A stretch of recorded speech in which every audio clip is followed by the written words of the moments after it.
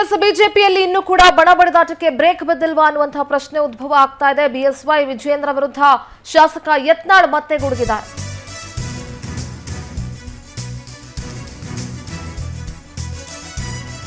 ಬಿಜೆಪಿಯಲ್ಲಿ ಇನ್ನೂ ಕೂಡ ಬಣಬಡಿದಾಟಕ್ಕೆ ಬ್ರೇಕ್ ಬಿದ್ದಿಲ್ವಾ ಅನ್ನುವಂತಹ ಪ್ರಶ್ನೆ ಮೂಡ್ತಾ ಇದೆ. ಬಿಎಸ್ವೈ ಹಾಗೂ ವಿಜಯೇಂದ್ರ ವಿರುದ್ಧ ಶಾಸಕ ಯತ್ನಾಳ್ ಮತ್ತೆ ಗುಡುಗಿದ್ದಾರೆ. ಇದರ ಬೆನ್ನಲ್ಲೇ ದೆಹಲಿಗೆ ತೆರಳಿ ಪ್ರಧಾನಿಯನ್ನ ಭೇಟಿಯಾಗಿದ್ದಾರೆ ಬಿವೈ ವಿಜಯೇಂದ್ರ. ದೆಹಲಿಯಲ್ಲಿ ಪ್ರಧಾನಿ ನರೇಂದ್ರ ಮೋದಿ ಹಾಗೂ ವಿಜಯೇಂದ್ರ ಅವರ ಭೇಟಿ ಸಾಕಷ್ಟು ಕುತೂಹಲವನ್ನ ಮೂಡಿಸ್ತಾ ಇದೆ. ಪ್ರಧಾನಿ ಮೋದಿ ಭೇಟಿಯಾಗಿ ಬಿಜೆಪಿ ರಾಜ್ಯಾಧ್ಯಕ್ಷ ವಿಜಯೇಂದ್ರ ಚರ್ಚೆಯನ್ನ ಮಾಡಿದ್ದಾರೆ. ದೆಹಲಿಯ ಪ್ರಧಾನಿ ಕಚೇರಿಯಲ್ಲಿ ಭೇಟಿಯಾಗಿ ಮಾತುಕತೆಯನ್ನ ನಡೆಸಿದ್ರು. ಸಾಕಷ್ಟು ಕುತೂಹಲ ಮೂಡಿಸಿದೆ ವಿಜಯೇಂದ್ರ ಹಾಗೂ ಪ್ರಧಾನಿ ಮೋದಿ ಅವರ ಈ ಭೇಟಿ. ಬಿಜೆಪಿಯಲ್ಲಿ ಬಣಬಡಿದಾಟಕ್ಕೆ ಬ್ರೇಕ್ ಬಿದ್ದಿಲ್ವಾ, ಇಷ್ಟೆಲ್ಲ ಆದ್ರೂ ಕೂಡ ಅನ್ನುವಂಥ ಪ್ರಶ್ನೆ. ಅದಕ್ಕೆ ಒಂದಷ್ಟು ಪೂರಕ ಕಾರಣಗಳು ಏನು ಅಂತಂದ್ರೆ ಬಿಎಸ್ವೈ ವಿಜಯೇಂದ್ರ ವಿರುದ್ಧ ಶಾಸಕ ಯತ್ನಾಳ್ ಗುಡುಗಿದ್ದಾರೆ. ಇದರ ಬೆನ್ನಲ್ಲೇ ದೆಹಲಿಗೆ ಪ್ರಯಾಣವನ್ನ ಬೆಳೆಸಿ ಪ್ರಧಾನಿಯನ್ನ ಭೇಟಿಯಾಗಿದ್ದಾರೆ ಬಿವೈ ವಿಜಯೇಂದ್ರ. ದೆಹಲಿಯ ಪ್ರಧಾನಿಯವರ ಕಚೇರಿಯಲ್ಲಿ ಭೇಟಿಯಾಗಿ ಮಾತುಕತೆಯನ್ನ ನಡೆಸಿದ್ರು. ಈ ಒಂದು ಭೇಟಿ ಈಗ ಸದ್ಯ ಸಾಕಷ್ಟು ಕುತೂಹಲಕ್ಕೆ ಕಾರಣ ಆಗಿದೆ. ಇನ್ನು ಶಾಸಕ ಯತ್ನಾಳ್ ವಿರುದ್ಧ ಪ್ರಧಾನಿ ಮೋದಿಗೆ ದೂರನ್ನ ನೀಡೋದಕ್ಕೆ ಅಂತ ವಿಜಯೇಂದ್ರ ಹೋದ್ರ ಏನು ಎತ್ತ? ಅಧಿವೇಶನಕ್ಕೂ ಮುನ್ನ, ಚಳಿಗಾಲದ ಅಧಿವೇಶನಕ್ಕೂ ಮುನ್ನ ಬಿಜೆಪಿಯ ಬಣಬಡಿದಾಟ ಹಾದಿ ಬೀದಿ ರಂಪು ಆಗಿತ್ತು. ಎಲ್ಲ ತಣ್ಣಗಾಯ್ತು ಅಂತ ಅಂದುಕೊಳ್ಳುವಷ್ಟರಲ್ಲಿ ಈಗ ಮತ್ತೆ ಶುರುವಾಗಿದೆ. ಶಾಸಕ ಯತ್ನಾಳ್ ವಿರುದ್ಧ ಪ್ರಧಾನಿ ಮೋದಿಗೆ ದೂರನ್ನ ನೀಡ್ತಾರಾ ವಿಜಯೇಂದ್ರ? ದೆಹಲಿಗೆ ಕರೆದು ನೋಟಿಸ್ ಕೊಟ್ಟಾಗ ಸ್ವಲ್ಪ ದಿನ ಸೈಲೆಂಟ್ ಆಗಿದ್ರು ಯತ್ನಾಳ್ ಅವರು. ಆದ್ರೆ ಈಗ ಮತ್ತೆ ಬಿಎಸ್ವೈ ಹಾಗೂ ವಿಜಯೇಂದ್ರ ವಿರುದ್ಧ ಯತ್ನಾಳ್ ಕಿಡಿಯನ್ನ ಕಾರಿದ್ದಾರೆ. ಇದೇ ವಿಚಾರವನ್ನ ಪ್ರಧಾನಿ ಮೋದಿ ಜೊತೆ ಚರ್ಚೆ ಮಾಡೋದಕ್ಕೆ ಅಂತ ವಿಜಯೇಂದ್ರ ಹೋಗಿದ್ದಾರಾ? ಬಣ ಬಡಿದಾಟ ಇರಬಹುದು ಅಥವಾ ರಾಜಕೀಯ ಬೆಳವಣಿಗೆಗಳ ಬಗ್ಗೆ ಮಾಹಿತಿಯನ್ನ ಕೊಡೋದಕ್ಕೆ ಪ್ರಧಾನಿ ಕಚೇರಿಗೆ ತೆರಳಿ ಪ್ರಧಾನಿ ಅವರನ್ನ ಭೇಟಿ ಮಾಡಿದ್ರ ಬಿವೈವಿ ಅನ್ನುವಂತಹ ಪ್ರಶ್ನೆ ಈಗ ಮೂಡ್ತಾ ಇದೆ. ನಮ್ಮ ದೆಹಲಿ ಪ್ರತಿನಿಧಿ ಸಂತೋಷ್ ನೇರ ಸಂಪರ್ಕದಲ್ಲಿ ಜಾಯ್ನ್ ಆಗ್ತಾ ಇದ್ದಾರೆ. ಸಂತೋಷ್, ಬಿಜೆಪಿಯ ಬಣಬಡಿದಾಟ ಹಾದಿ ಬೀದಿ ರಂಪು ಆಗಿತ್ತು ಅನ್ನೋದು ಎಲ್ರಿಗೂ ಕೂಡ ಗೊತ್ತು.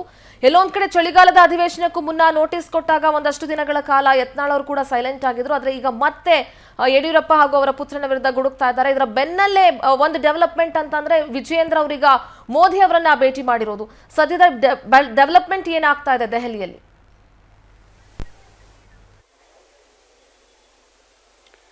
ಸಿಂಧೂರ, ಪ್ರಮುಖವಾಗಿ ರಾಜ್ಯದಲ್ಲಿ ಬಿಜೆಪಿಯ ರಾಜಕೀಯ ಬೆಳವಣಿಗೆಗಳು ಸಹಜವಾಗಿ ಕೇಂದ್ರದ ಬಿಜೆಪಿ ನಾಯಕರುಗಳಿಗೆ ಎಲ್ಲ ರೀತಿಯಾದಂಥ ಮಾಹಿತಿಗಳು ಈಗಾಗಲೇ ಗೊತ್ತಿರುವಂಥದನ್ನೆಲ್ಲ ಗಮನಿಸಬೇಕಾಗುತ್ತೆ.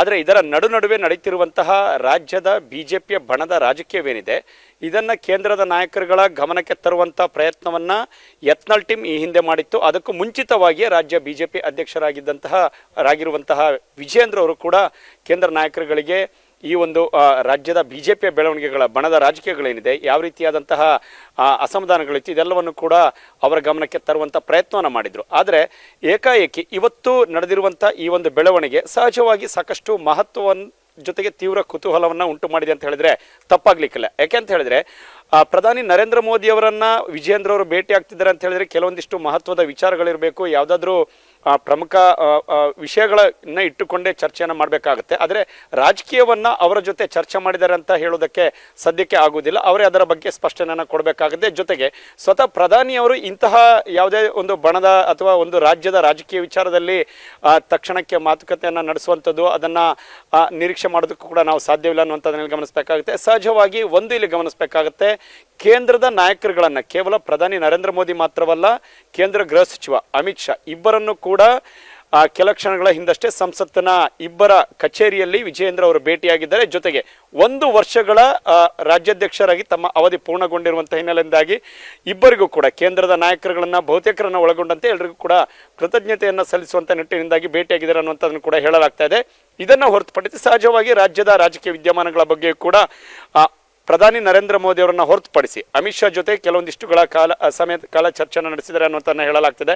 ಯಾಕೆಂತ ಹೇಳಿದ್ರೆ ರಾಜ್ಯದಲ್ಲಿ ಬಿಜೆಪಿಯ ಈ ಒಂದು ಬಣ ಬಡಿದಾಟಗಳು ಎಷ್ಟರ ಮಟ್ಟಿಗೆ ಹೋಗಿತ್ತು, ದೆಹಲಿಗೂ ಕೂಡ ಹಂತ ಹಂತವಾಗಿ ಟೀಮ್ಗಳು ಬಂದಿದ್ದನ್ನು ಇಲ್ಲಿ ಗಮನಿಸಬೇಕಾಗುತ್ತೆ.